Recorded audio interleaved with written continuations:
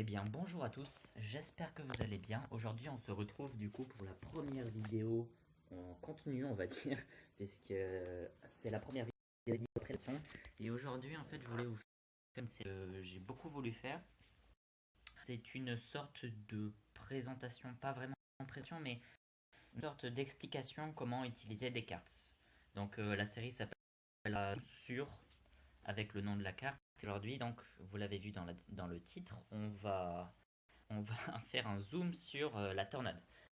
Donc la tornade c'est une carte que je trouve très très forte. Personnellement je ne l'utilise pas dans mon deck, comme vous pouvez le voir, qui est ici, voilà.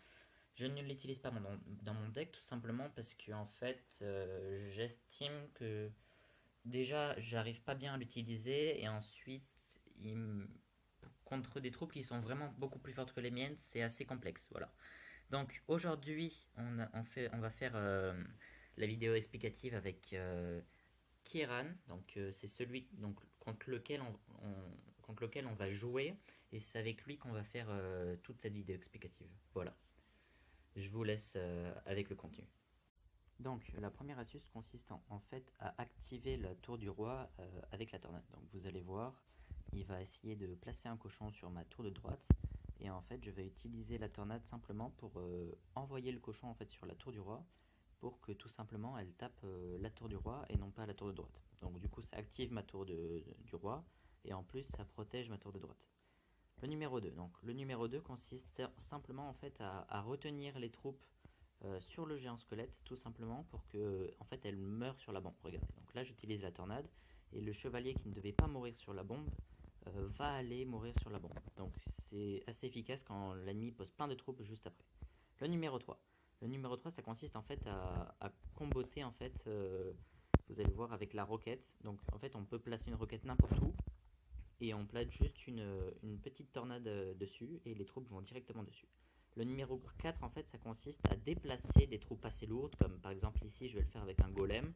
Donc vous voyez que ma tour est assez basse en vie, donc je vais déplacer le golem et au lieu qu'il se dirige sur la tour de droite, il va aller sur la tour de gauche.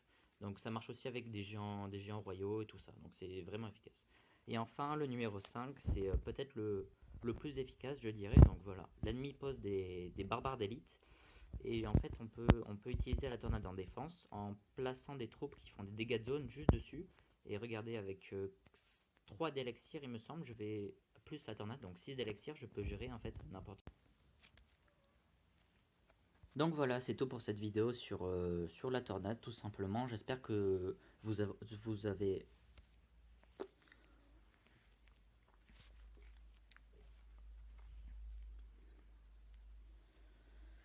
Donc voilà, c'est tout pour cette vidéo sur la tornade explicative. J'espère qu'elle vous aura plu. Et voilà, c'est tout. Donc simplement, je vais ouvrir 2-3 coffres ici, là. Et puis j'ai gardé un coffre que j'avais fait, je vous avais montré du coup pendant la présentation, j'étais à 3 victoires et je suis arrivé à 12 victoires, donc on va s'ouvrir ça en vidéo, voilà.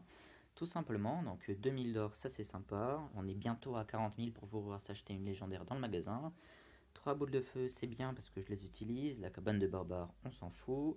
Le bouliste, c'est pas mal, les fléchettes, c'est bien parce que je les utilise. Et enfin, oh putain, oh putain, génial, la bûche, voilà, donc c'est ce que je vous disais hier, un peu de chance, ça ne fait pas de mal, voilà, une petite bûche qu'on n'avait pas, donc tant mieux, je suis très content, voilà, c'est quand même beaucoup de chance, voilà, donc c'est tout pour cette vidéo, j'espère qu'elle vous aura plu, comme d'habitude, n'hésitez pas hein, à vous abonner, ça me ferait vraiment très plaisir, et surtout je m'excuse pour la qualité et sonore et de montage, je ne suis pas très doué, je vous l'avoue.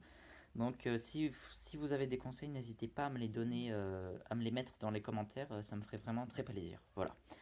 On se retrouve dans une prochaine vidéo. Au revoir à tous.